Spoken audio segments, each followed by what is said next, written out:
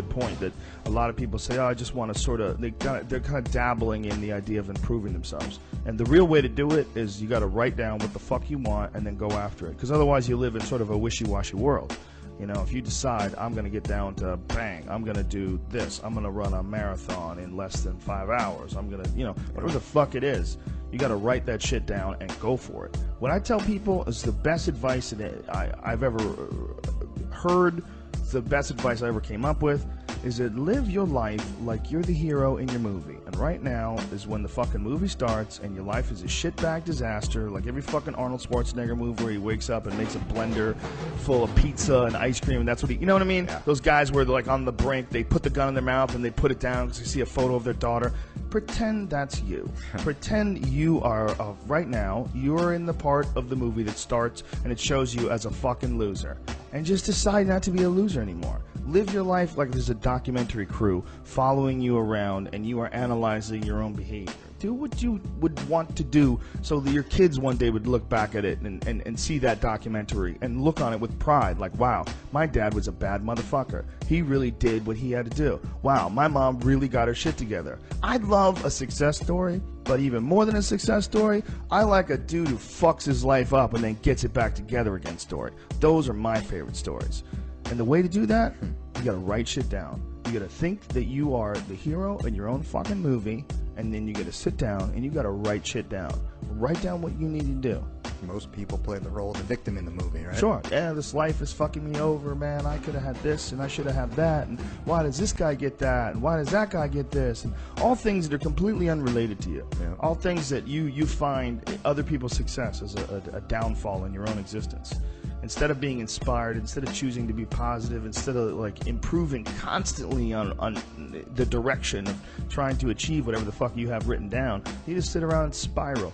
You know, there's nothing more miserable than sitting around someone who's fucking complaining all the time. It is one of the most annoying things ever. Everybody hates it. When someone just sits around and they complain about their life and they don't do jack shit about it. And you tiptoe around it, you don't know what to say. Well, she gets upset when you bring that up. I don't want to bring that up. And you want to go, you fucking crazy bitch, you know what's wrong with your life. Yeah. Stop announcing it to everybody else and go out and fix that shit. And that's tough love. Tough love is what everybody needs, absolutely. Me included. That's the problem with human beings, man, is that there's a broad spectrum of us, and the broad spectrum is necessary in order to have this sort of a complex society.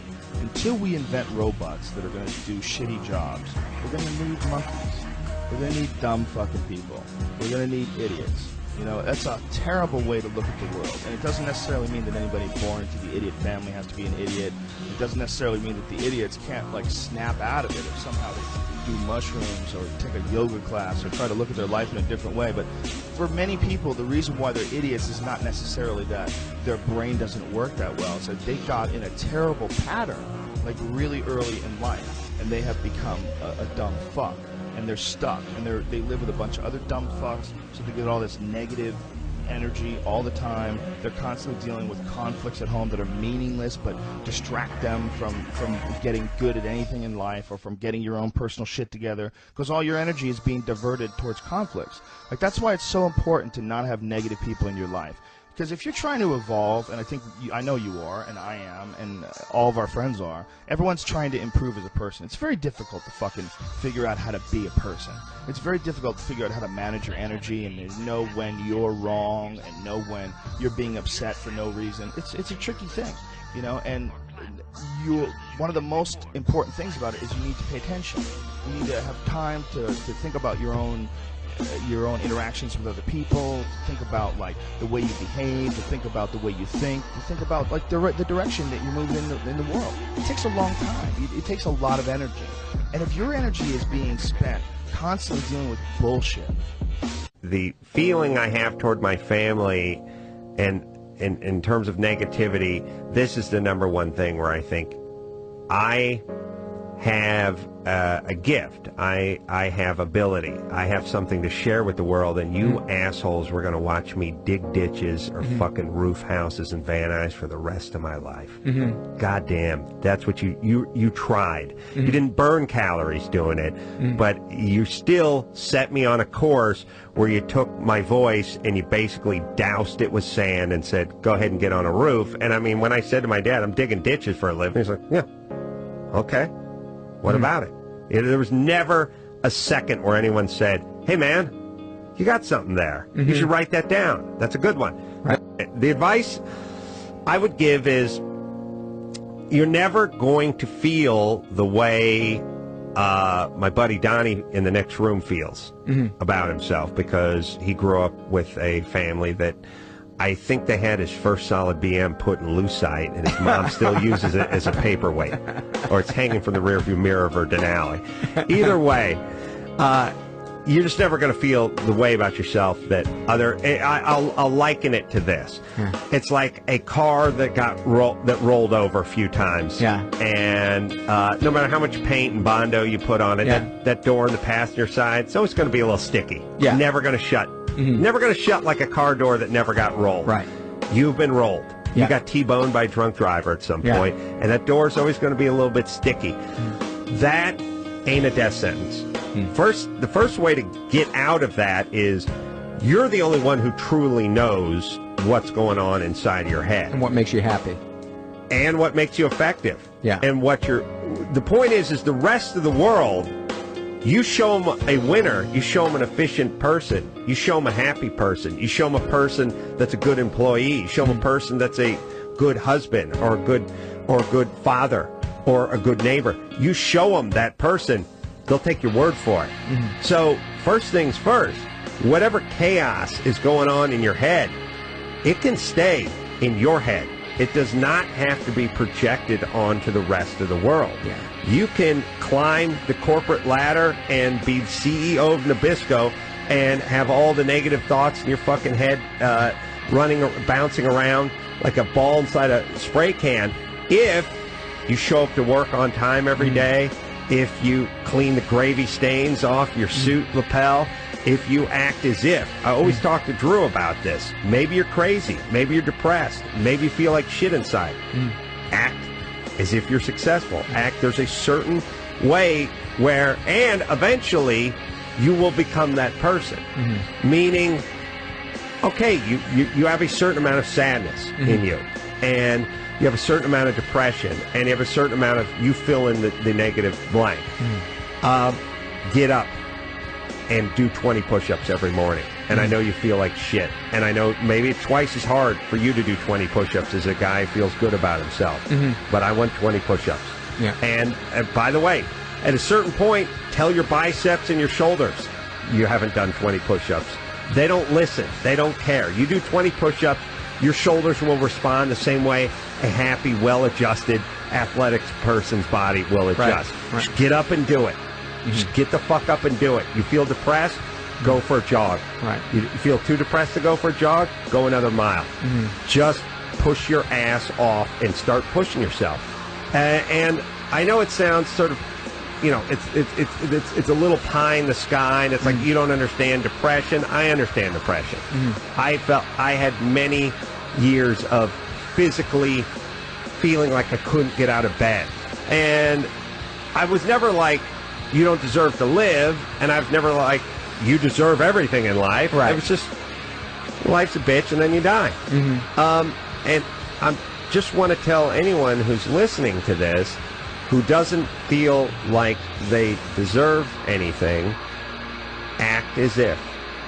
Just start physically moving, because the depression brings you down, and it physically atrophies you, and you have trouble getting out of bed. Like my mom spent the better part of her life just unable to move. And I will tell you that once you break through that gill net that you feel, that wet gill net of depression that's on top of you. A gill net is what dolphins get caught in, that are dragged behind Japanese trawlers. And easier than pulling them up one fish at a time. Right. That net that's just hanging over you, well, at a certain point, when you become productive and you start breaking out of that depression and you start accomplishing things in your life, it becomes addictive. And just as addictive as eating the Haagen-Dazs and spending the day in your bathrobe and beating off 12 times a day and not picking up the telephone, just as addictive as that may have felt at a certain time, well then writing a book and working on an independent movie and working on a podcast and an idea for an invention and whatever it is and whatever your thing is will become equally as addicting, and you will start taking on life in the exact opposite direction that you're going now. But the first part is it's just you have to beat yourself up because people beat you up coming up. Meaning you need to kick your own ass. You need to go to your own, you need to create your own boot camp, which is get your ass out of bed and start moving. Yeah. Pick it up, don't look at it, don't think about it. For me, it started always with that coffee mug that would be rattling around the passenger floor of my truck. I'd stare at it, pick it up. I can't possibly pick that up. I'll get it tomorrow. Now, get it now. You know what? It can stay till tomorrow. Yeah, but then you'll bring another mug in there, and it's going to clank around, and the handle's going to break. And I realized I just spent 20 minutes sitting in my... Right. Don't spend 20 minutes staring at the mug. Just do it. Go get it. Yeah. And eventually, you'll just be that person that grabs the mug and brings it into the kitchen. Maybe you're insane. Maybe you're lazy. Maybe you're depressed. But you know what? The mug's in the sink. The time I was 14 on, I was just completely immersed in martial arts. Yeah. So I barely partied. I barely hung out. I barely socialized. Did you feel like, because kids either feel cool or not cool, did you sort of feel not judged one way or the other because you had something? I definitely never felt cool. I was always insecure. Even when I was really good at something, like martial arts, even though that was like the first thing I was really good at, I still would get super nervous if I go to talk to someone at a bank. Like if I go to a bank teller, I'd get nervous. I was getting in fist fights and I wouldn't get nervous, but I'd get talking to a bank teller, I'd stumble over my words, you know. I was definitely insecure. I think every kid is. You know, the kids that aren't are idiots. If you're not, look, if you don't look at the entire possibility of life in front of you, the entirety of the possibilities, the massive amount of things that can or might happen, not having any idea whether or not you're proceeding in the right direction, not having any idea. If you don't get paranoid, if you don't get freaked out looking at that, if you don't start thinking about, you know, how small a piece you play in this little thing and how do you figure yourself out and how do you get through this, right? If you don't feel uncomfortable, if you don't feel insecure, you're an idiot. Yeah. You should feel terrified. You can't on any given night stop and look around and go, what am I doing? No. You got to just keep marching forward. Well, it's also because you're a 21-year-old man at the time. And when you're 21, you don't have much time to, you have to make a living. You're now out of the nest, okay? You're on your own. And how much time do you have to establish a career? How much time do you have to get things going? Well, you don't have time to sit back and kick back and relax and not make any fucking progress. Right. You got to get going. You're going to take longer to make it. The guys that just say, I'm going to live off this shit money, because when you're that miserable, you work harder, you push yourself harder. You gotta paint yourself into a corner a little bit. Well, you definitely have to be uncomfortable. And that's something that people don't like to do. But in order to grow, you got to get uncomfortable. And there's a lot of people out there that just don't want that. They want to get as cozy as possible, as warm as possible, as quickly as possible, and never get anywhere because of it. Depressed. Being depressed is a truly satanic state, because in general the depression has gone beyond being circumstantial, has gone beyond being a result of stimulus outside of yourself, and is now just a result of some kind of reoccurring awful cascade that's actually maybe even created changes in your neurology in a way that your shit is firing that your engines aren't firing appropriately. So you feel tired. You can't get anything done. Anything that you want to get done doesn't get done because you feel so tired and you feel alone and you feel like everything around you is tasteless and empty. And I speak from a place of having been deep in that horrible pit. It's kind of a gateway, and the gatekeeper is yourself. And the gatekeeper is asking you this incredible riddle at every moment, which is, why live? And if you can answer that riddle, the gate will swing open and you will be allowed out of this awful net and into the party that is modern life, that so many people think is a living and horrific hell. So this is where the Satan word comes in really handy when you're in this fucking awful dungeon of depression, because here's a really interesting thing you can do.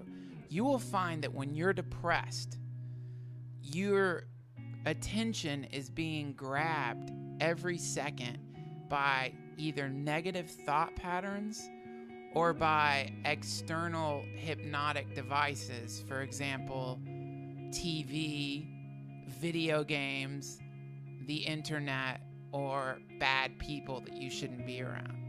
And if you see these variables, if just for fun as a thought experiment, you think to yourself, at this moment, I am in a hypnotic trance where I am being distracted by Satan in the form of the various indulgences that I keep going for, it sort of raises the stakes a little bit. Because if you just think, yeah, you know, I'm just gonna fucking sit down and play Minecraft for the next 5 hours, you can almost do it. It still feels like shit. You know it sucks. You're sitting there in this sort of decrepit state, smelling your underarms and looking at the cigarette burn in the ashtray and maybe smelling your fucking cat litter box that needs to get changed, and looking at the various cum-soaked tissues and the shit scattered all around your house. You know it sucks. But if you think, holy fuck, I am in the intestinal tract of Satan, and these video games and bad people and alcohol and drugs and laziness are the acids that are dissolving my will and have dissolved my will to the point that I can barely move. I'm stuck like one of those mice on those horrific, sadistic gummy traps that they get stuck on, and I'm just in the last moments of my life underneath some dark cabinet waiting for someone to throw me into a garbage can or drown me. Suddenly it might spark this thing inside of you that makes you decide to fight. Because that's what the fucking trick is, man. This is where it gets fun. Is because suddenly you realize that your life, which up until this point might have just seemed like some kind of empty wandering through the synthetic plastic landscape that is modern life, transforms into a kind of Tolkien-esque battle against the Dark Lord Sauron. You can name it whatever you want, by the way. You don't have to call it Satan. I mean, it's kind of an antiquated term. You can call him Frenchie. You can call him Mr. Trips.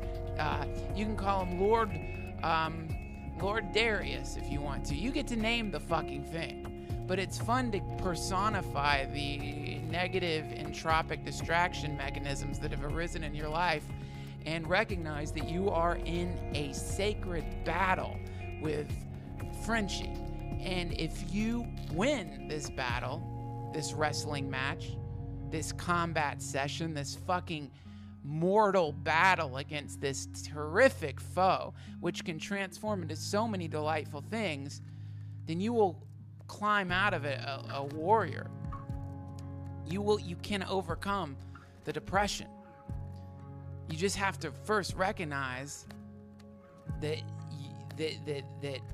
you're in a fight for your life. Literally, you're in a fight for your fucking life if you're depressed. Literally, a fight for your fucking life.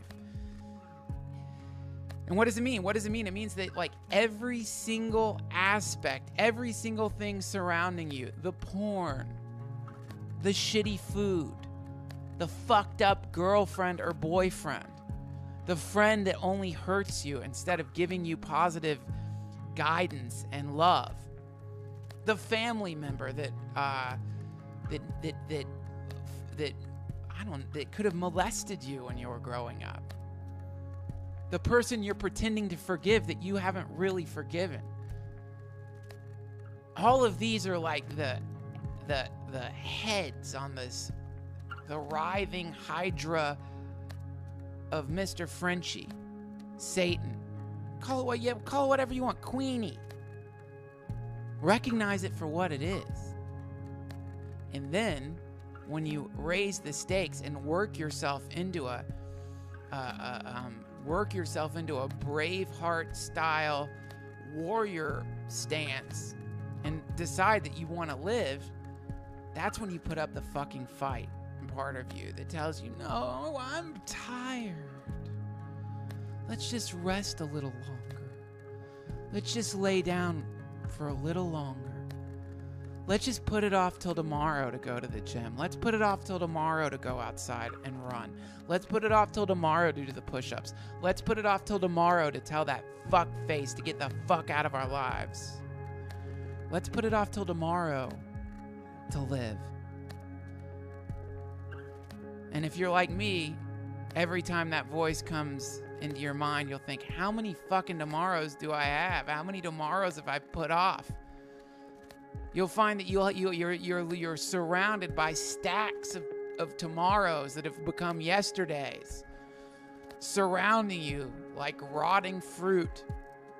And you just keep stacking those days onto that pile of rotting fruit as you lay there surrounded by the bloat flies, the demonic forces that whirl around you in the form of unpaid bills, belly fat, and bad friends.